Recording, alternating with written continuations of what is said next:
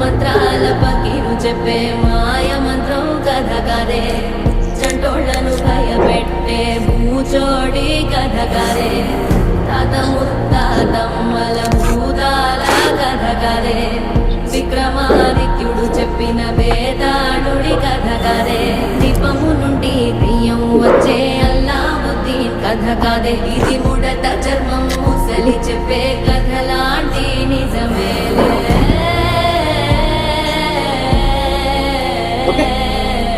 Okay.